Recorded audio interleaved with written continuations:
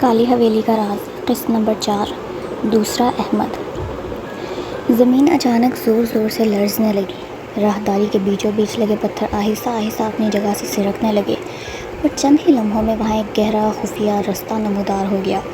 نیچے سے اٹھتی برف جیسی ٹھنڈی ہوائیں اپنے ساتھ جیسے سرگوشیاں بھی لا رہی تھیں، جن کے الفاظ سمجھ نہیں آ رہے تھے، مگر ان میں چھپا خوف صاف محسوس ہو رہا تھا۔ احمد کچھ لمحوں تک خاموش کھڑا اس تاریک رستے کو دیکھتا رہا۔ اس کے دل میں بار بار یہ خیال آ رہا تھا کہ شاید واپس لوٹ جانا ہی بہتر ہو، مگر اب واپسی کا کوئی بھی رستہ باقی نہیں تھا۔ اس کے ساتھ کھڑا دوسرا احمد خاموشی سے بولا، اب جو بھی ہوگا اسی رستے پر ہوگا، یاد رکھنا یہاں ایک غلط فیصلہ صرف جان نہیں لیتا، انسان کی شناخت بھی چھین لیتا ہے۔ اس کی آواز میں عجیب سا یقین تھا، جیسے وہ یہ سب پہلے بھی دیکھ چکا ہو۔ دونوں احتیاط سے سیڑھیاں اترنے لگے۔ ہر قدم کے ساتھ اندھیرا گہرا ہوتا جا رہا تھا اور خاموشی مزید بوجھل محسوس ہونے لگی تھی۔ کچھ دیر بعد وہ ایک چھوٹے سے زیر زمین کمرے میں پہنچے۔ دیواروں پر نمی جمی ہوئی تھی، چھت سے پانی کے قطرے مسلسل ٹپک رہے تھے اور ان کے آواز پورے کمرے میں گونج رہی تھی۔ کمرے کے درمیان ایک پرانی لکڑی کی کرسی رکھی تھی جس پر برسوں کی گرد جمی ہوئی تھی۔ اس کے سامنے ایک چھوٹی سی میز تھی جس پر ایک قدیم جیب گھڑی اور زرد پڑا ہوا کاغذ رکھا تھا۔ احمد آہستہ آہستہ آگے بڑھا اور گھڑی کو غور سے دیکھنے لگا، لیکن اس سے پہلے کہ وہ اسے ہاتھ لگاتا، دوسرے احمد نے فوراً اسے روک دیا۔ اس کی نظریں گھڑی پر جمی ہوئی تھیں اور چہرے پر خوف صاف دکھائی دے رہا تھا۔ اسے مت چھیڑنا، اس نے دھیمی آواز میں کہا، یہ عام گھڑی نہیں ہے، جب بھی یہ چلتی ہے حویلی ایک نیا کھیل شروع کر دیتی ہے۔ احمد اب مزید خاموش نہ رہ سکا۔ اس نے سیدھا سوال کیا، تم آخر ہو کون اور تمہیں یہ سب کیسے معلوم ہے؟ دوسرے احمد نے کچھ دیر تک کوئی جواب نہ دیا۔ وہ دیوار کے ساتھ ٹیک لگا کر کھڑا رہا، جیسے ماضی کی کسی تلخ یاد میں کھو گیا ہو۔ پھر اس نے آہستہ سے کہا، میں وہی ہوں جو تم بننے والے تھے، اگر قسمت نے مجھے دوسرا موقع نہ دیا ہوتا۔ احمد نے فوراً نفی میں سر ہلا دیا، یہ ناممکن ہے، میں پہلی بار اس حویلی میں آیا ہوں۔ دوسرے احمد نے ہلکی سی مسکراہٹ کے ساتھ جواب دیا، اسی لیے تم ابھی تک اس جگہ کو سمجھ نہیں پائے۔ یہاں وقت سیدھا نہیں چلتا، کبھی ماضی حال سے مل جاتا ہے، کبھی مستقبل تمہارے سامنے آ کر کھڑا ہو جاتا ہے۔ یہاں ہر چیز ویسی نہیں ہوتی جیسی نظر آتی ہے۔ احمد اس کی باتوں پر غور کر ہی رہا تھا کہ اچانک کمرے کی دیواروں کے درمیان سے مدھم سرخ روشنی نکلنے لگی۔ چند لمحوں میں وہ روشنی پورے کمرے میں پھیل گئی اور دیواروں پر خون جیسے سرخ حروف بخود ابھرنے لگے، صرف ایک احمد زندہ واپس جائے گا۔ یہ جملہ مکمل ہوتے ہی کمرے کی فضا یکدم سرد ہو گئی۔ دونوں نے بے اختیار ایک دوسرے کی طرف دیکھا۔ اسی لمحے ایک مانوس ہنسی سنائی دی۔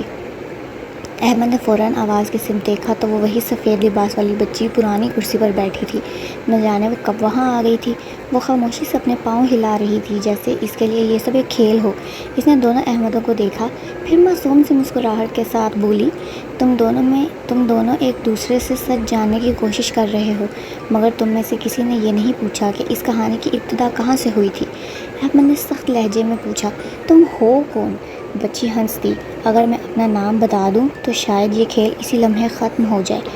احمد نے حیرت سے کہا، اس کا کیا مطلب ہے؟ بچی نے نظریں جھکا کر دھیرے سے جواب دیا، بعض نام صرف پہچان نہیں ہوتے، وہ قید بھی توڑ دیتے ہیں۔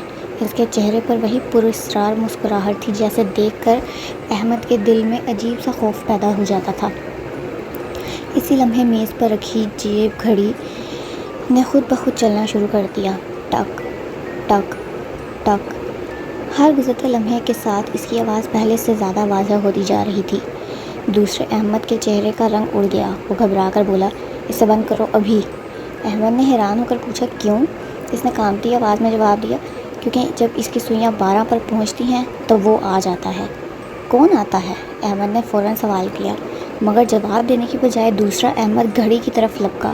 جیسے ہی اس نے گھڑی کو ہاتھ لگایا، ایک خوفناک چیخ پورے کمرے میں گونج اٹھی۔ وہ زور سے پیچھے جا گرا اور اس کی ہتھیلی پر جلنے کا گہرا نشان بن گیا۔ اگلے ہی لمحے کمرے کی تمام روشنیاں بجھ گئیں، اب صرف گھڑی کی مسلسل آواز سنائی دے رہی تھی، ٹک ٹک ٹک۔ پھر اندھیرے میں کسی کے بھاری قدموں کی آواز ابھری، ٹھک ٹھک ٹھک۔ ہر قدم کے ساتھ وہ آواز پہلے سے زیادہ قریب آتی جا رہی تھی۔ احمد نے موبائل کی ٹارچ جلانے کی کوشش کی مگر وہ بھی کام نہ کر سکی۔ دوسرے احمد نے دھیرے سے کہا، حرکت مت کرنا اور چاہے کچھ بھی ہو پیچھے مڑ کر مت دیکھنا۔ احمد نے اپنی سانس روک لی۔ اسے صاف محسوس ہو رہا تھا کہ کوئی چیز اس کے بالکل قریب پیچھے آ کر کھڑی ہو گئی ہے۔ ٹھنڈی سانس اس کی گردن سے ٹکرائی مگر اس نے خود کو مڑنے سے روک لیا۔ چند لمحوں بعد اندھیرے میں ایک بھاری اور اجنبی آواز گونجی، آخر کار 2 احمد ایک ساتھ میرے سامنے آ ہی گئے۔ اس لمحے جیب گھڑی نے 12 بجانے شروع کر دیے، ڈونگ ڈونگ ڈونگ۔ آخری گھنٹی کے ساتھ پورا کمرہ تیز سفید روشنی سے بھر گیا۔ احمد نے بے اختیار اپنی آنکھیں بند کر لیں۔ جو روشنی کم ہوئی تو اس نے دوبارہ آنکھیں کھولیں تو دوسرا احمد وہاں موجود نہیں تھا۔ اس کی جگہ صرف ایک پرانا خون سے داغدار شناختی کارڈ فرش پر پڑا تھا۔ احمد نے کانپتے ہاتھوں سے اسے اٹھایا۔ تصویر اسی کی تھی، نام بھی احمد خان لکھا تھا۔ نیچے درج تاریخ 8 سال پرانی تھی۔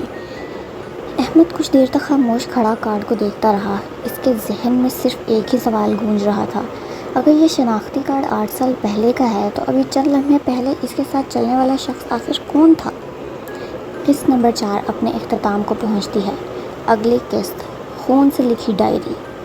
دوسرے احمد کے اچانک غائب ہونے کے بعد احمد کو ایک ایسی پرانی ڈائری ملے گی جس کے ہر صفحے پر خون سے لکھی ہوئی تحریریں ہوں گی۔ ان تحریروں میں نہ صرف کالی حویلی کی ایک صدی پرانی حقیقت چھپی ہوگی بلکہ احمد کا نام بھی برسوں پہلے سے درج ہوگا، جیسے کسی نے اس کے آمد کی پیشگی خبر لکھ دی گئی ہو۔